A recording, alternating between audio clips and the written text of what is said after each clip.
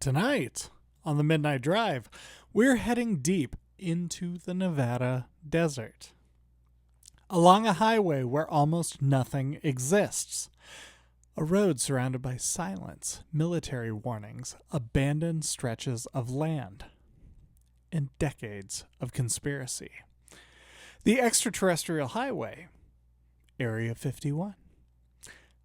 Places where secrecy and isolation slowly became mythology.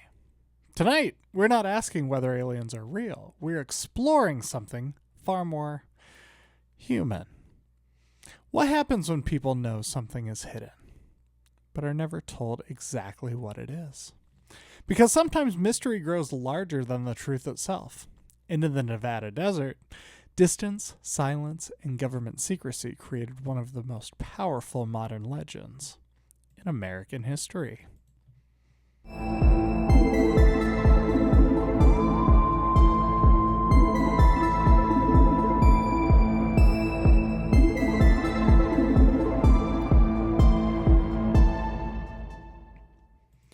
There are highways in America that feel designed for movement. That's what a highway is, isn't it? Busy roads, constant traffic, billboards, restaurants, gas stations every few miles. The Extraterrestrial Highway in Nevada is not one of them. Driving along Nevada State Route 375 feels less like traveling somewhere and more like moving through absence. Nearly 100 miles of desert road stretching between isolated points in the middle of nowhere. Long, empty stretches where another vehicle might not appear for extended periods of time. Tiny settlements scattered across overwhelming space. And surrounding all of it, silence. The kind of silence that changes the way people think. During the day, the road can feel beautiful. Desert mountains layered against huge skies. Heat shimmering off the pavement. Nothing obstructing the horizon. But at night, the emotional atmosphere changes completely. The darkness becomes enormous. And because there's so little light pollution, the sky itself starts feeling overwhelming. Thousands of visible stars. Aircraft lights moving silently in impossible distances. Shadows where the mountains disappear entirely into blackness. See, our brains struggle with environments like this, not because they're dangerous, but because there's so little information available. Cities constantly feed the brain signals. Movement, noise, people, patterns. But isolated desert roads remove almost all of those cues. And once familiar reference points disappear, the imagination becomes more active automatically. That's one reason the Extraterrestrial Highway became so psychologically powerful. The environment itself already feels unresolved. And unresolved environments naturally attract mythology. Especially when secrecy enters the picture. The highway officially received the name Extraterrestrial Highway in 1996. Part tourism campaign, part acknowledgement of the UFO culture that had already attached itself permanently to the region. And honestly, the road almost feels too perfectly constructed for mythology. A remote desert highway running near one of the most secretive military facilities in American history. Tiny roadside towns. Alien-themed diners. Warning signs restricted desert land stretching endlessly into the distance. Even the names sound cinematic. Dreamland, Paradise Ranch, Groom Lake, Area 51. The language itself already feels disconnected from ordinary geography. The farther you drive through Nevada, the more ordinary reality starts feeling distant, too. Rachel, Nevada, is a perfect example. The only real town along much of the highway. Population, under 100 people. An isolated desert settlement that became permanently tied to UFO mythology, simply because of where it exists geographically. A little Alley Inn sits there. Part motel, part diner, part alien-themed landmark. What's fascinating is that places like Rachel almost become emotional extensions of the mythology surrounding them. The town feels shaped by mystery. Not necessarily because anything supernatural occurred there, but because the surrounding environment encourages narrative projection. That's something we're doing constantly. Again, when information is incomplete, our brains fill in the gaps. And the Nevada desert contains enormous gaps. Visual gaps, geographical gaps, psychological gaps. The landscape itself feels unfinished somehow. And once environments begin feeling emotionally unfinished, stories start growing naturally inside them. That's why strange lights over Nevada feel different than strange lights over major cities. In crowded environments, unusual things disappear into noise quickly. But in isolated environments, small anomalies become amplified. A distant light moving strangely across the sky suddenly feels deeply significant, because there's nothing else competing for attention. And for decades, people driving through Nevada saw things they genuinely could not explain.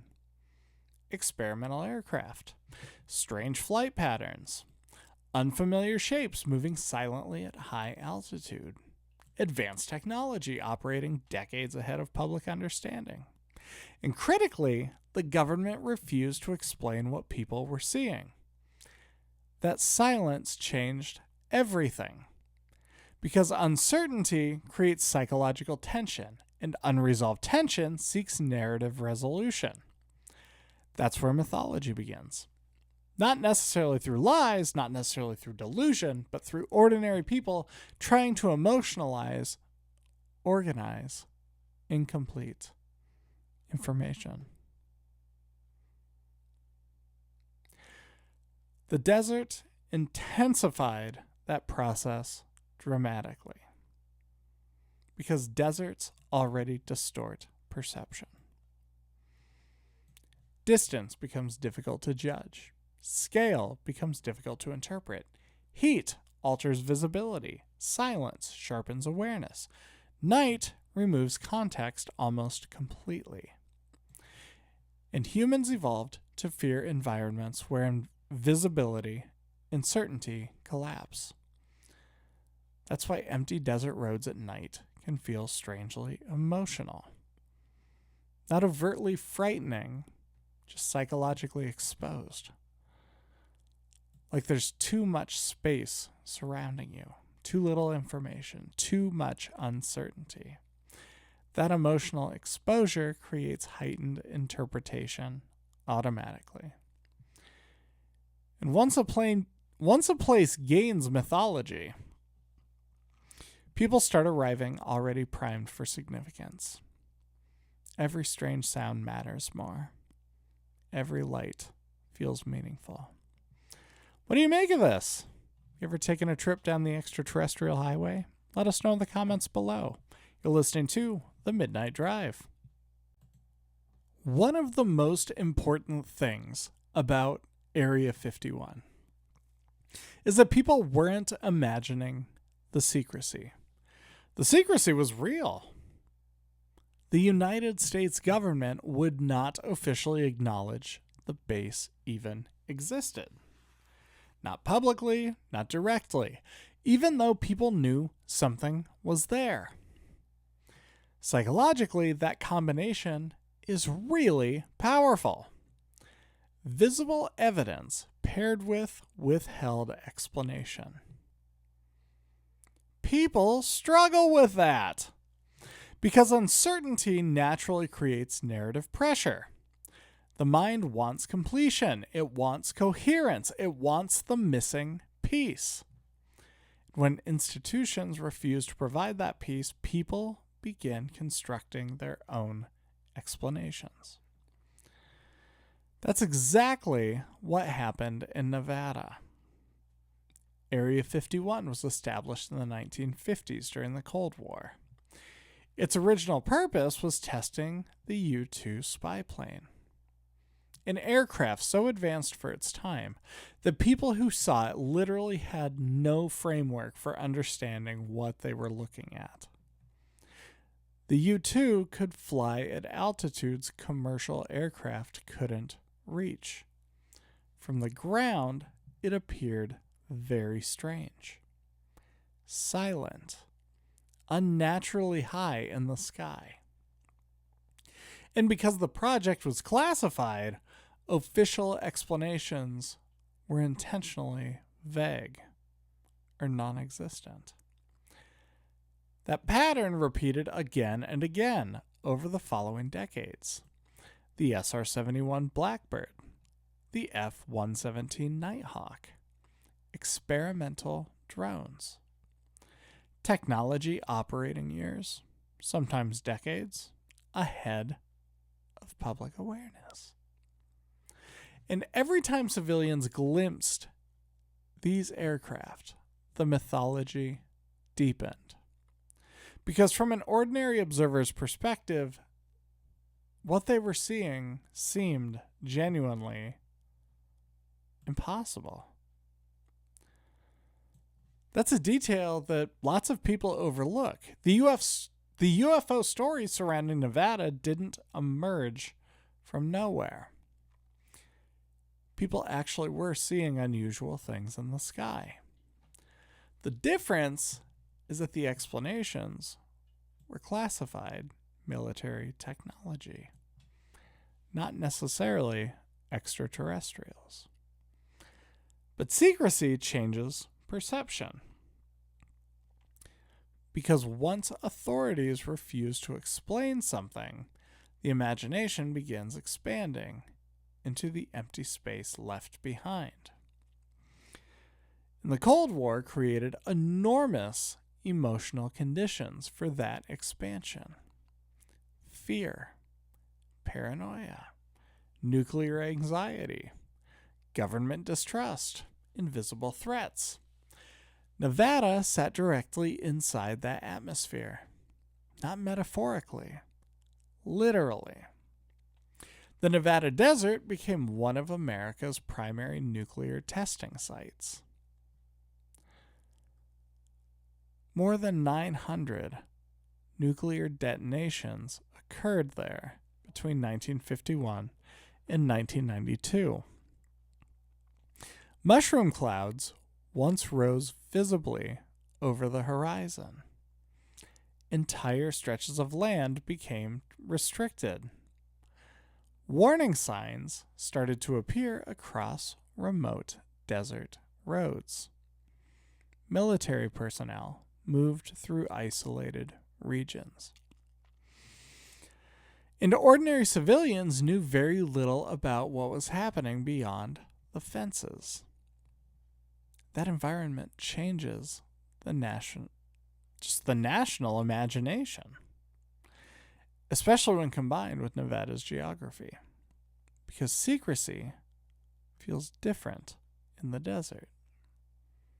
Cities contain too much noise, too many distractions, but in isolated environments, restricted spaces become emotionally magnified.